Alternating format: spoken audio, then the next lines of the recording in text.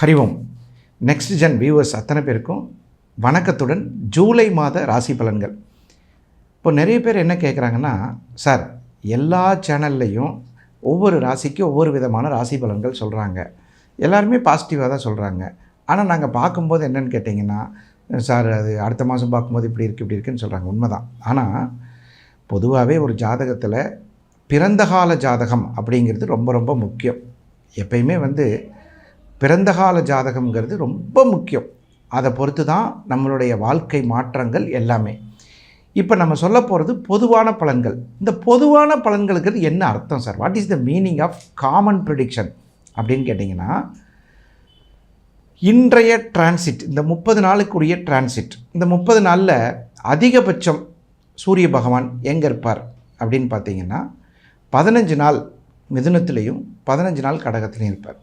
இந்த சூரியனை பேஸ் பண்ணி தான் பூமி, ரியல் எஸ்டேட் தொழில் செய்கிறவங்க, வியாபாரம் செய்கிறவங்க இதெல்லாம் பொறுத்து சொல்கிறது சூரியன் தான். சூரியன் தான் வளர்ச்சி கிரகம்னு பேர் அவருக்கு.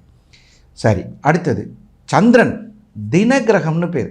சில பேர் பார்த்திங்கன்னா டெய்லி பிஸ்னஸ் பண்ணுவாங்க.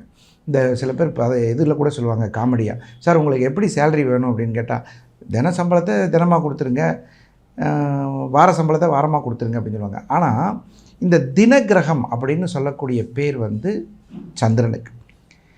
வாரம் அப்படின்னு சொல்லக்கூடிய ஒரு வாரத்துக்கு ஒரு சில கிரகங்கள் மாறக்கூடிய சில சமயங்களில் அமையும். சில பேருக்கு பார்த்திங்கன்னா மாத கிரகங்கள், சில பேருக்கு வருட கிரகங்கள். இந்த மாதிரி ஒரு கிரக பெயர்ச்சி ஒரு மனுஷனுக்கு ரொம்ப முக்கியம். இதில் கான்ஃபிடெண்ட்டாக, சார் நான் ஒரு வீடு வாங்கணும், ஜூலை மாத பலன்களை வச்சு வாங்கிடலாமா? கண்டிப்பாக அந்த முயற்சிக்கு போகாதீங்க. சார் நான் ஒரு தோட்டம் வாங்கணும், சார் கல்யாணம் எனக்கு எப்போ நடக்கும்? இதுக்கெல்லாம் இது வாய்ப்பில்லை. பொதுவான பலன்கள் ஜூலை மாதத்தில் எப்படி சந்திராஷ்டமம் யாருக்கு வருது, எந்த மாதிரி விஷயங்களில் கவனமாக இருக்கணும், முடிஞ்சால் எந்த கோயிலுக்கு எந்த ராசிக்காரங்க போயிட்டு வரணும், இந்த மாதிரி பொதுவான கருத்துக்கள். சார் இந்த வருஷம் நான் ஒரு வெளியூர் போகலான்ட்டு இருக்கேன், வெளிநாட்டு ஒரு வேலைக்கு அப்ளை பண்ணலான்னு இருக்கேன், யூ கேன் டூ. அந்த மாதிரி காமனாக பேசணும். சில பேர் கேள்வி கூட கேட்பாங்க, மேசராசிக்காரங்க இருக்காங்கன்னா திருமணம் நடைபெறும்னா மேசராசியில் 60 வயசில் ஒருத்தர் இருப்பார், 30 வயசில் ஒருத்தர் இருப்பார், நேற்று தான் ஒருத்தர் குழந்தை பிறந்திருக்கும். திருமண ஏற்பாடுகள் சிறப்பாக நடக்கும் மேசராசிக்குன்னு சொன்னால் அந்த 1 வயசு குழந்தை என்ன கேட்கும்? ஏப்பா 1 வயசில் எப்படிப்பா குழந்தை நடக்கும், கல்யாணம் நடக்கும், அப்படிலாம் கேட்பாங்க.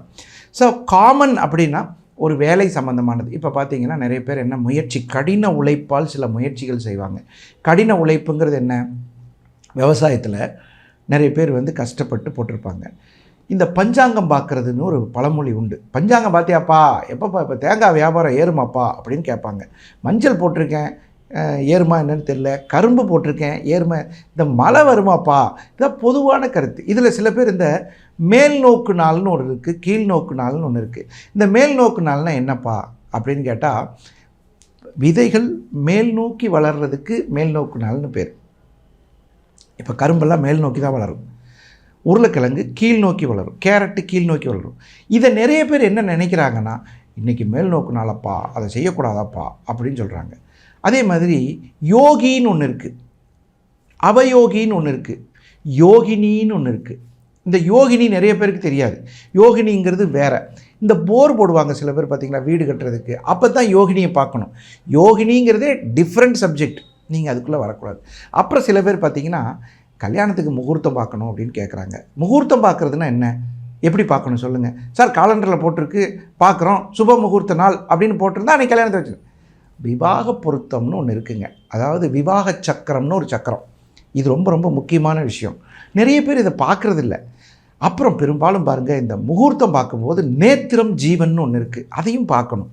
இப்போ பாருங்கள், நான் எவ்வளோ விஷயங்கள் சொல்லியிருக்கேன். கீழ் நோக்கு நாள், மேல் நோக்கு நாள், முகூர்த்தம் என்பது விவாகம், விவாக பொருத்தம், அப்புறம் விவாக சக்கரம், இந்த மாதிரி நிறைய நம்ம ஜோதிடத்தில் பார்த்துட்டே போகலாம். ஸோ இந்த மாதிரி விஷயங்கள்லாம் தெளிவாக பார்க்கும்போது உங்களுக்கு நல்ல விஷயங்கள் தெளிவாக புரிகிற மாதிரி சக்ஸஸ் ஆகும். ஸோ இன்றைக்கி நம்ம என்ன பார்க்க போகிறோம்னா, ஜூலை மாத ராசி பலன்கள். மீன ராசி அன்பர்களுக்கு உங்களுடைய செயல்கள் சுறுசுறுப்பாக இருக்கும். ஆனால் இப்போது ஜென்மச்சனி நடந்து கொண்டிருக்கிறது. களிப்புடன் காணப்படுவீர்கள். நிறைய பேர் இந்த காலண்டரை கிளிக்கும் போது இன்று களிப்புன்னு போட்டிருக்குன்னு பார்த்துருக்கீங்களா? அப்படின்னா சந்தோஷமாக இருக்கிறதுக்கு பேர் தான் களிப்புடன் காணப்படுவீர்கள்.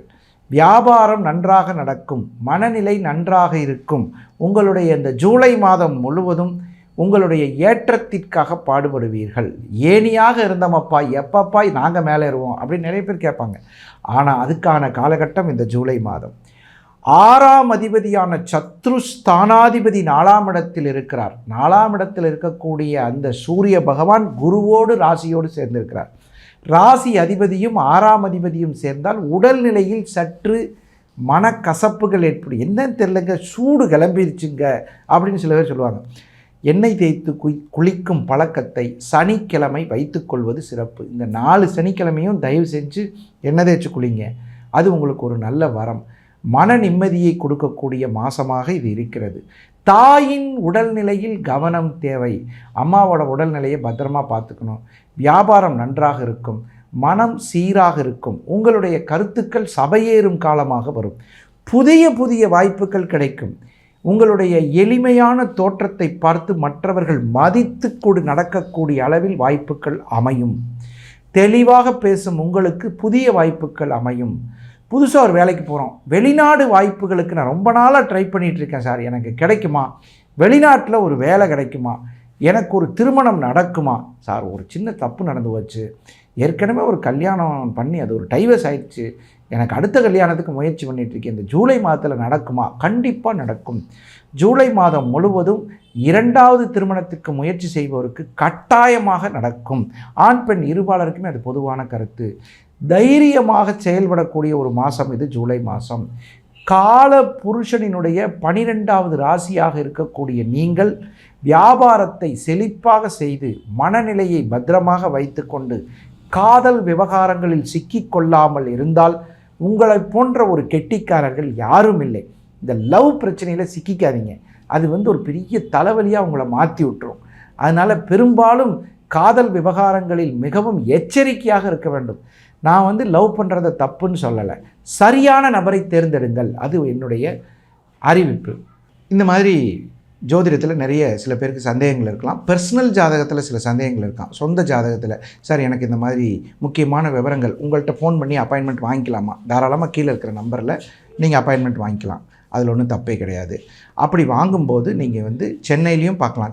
சென்னை நங்கநல்லூர்லேயும் இருக்கேன், நான் கோயம்புத்தூர்லையும் இருக்கேன். சார் நாங்கள் 2 இடத்துக்கு வர முடியாது, ஆன்லைன் அப்பாயின்மெண்ட் தான் வேணும் அப்படின்னா you can get online appointment through this number.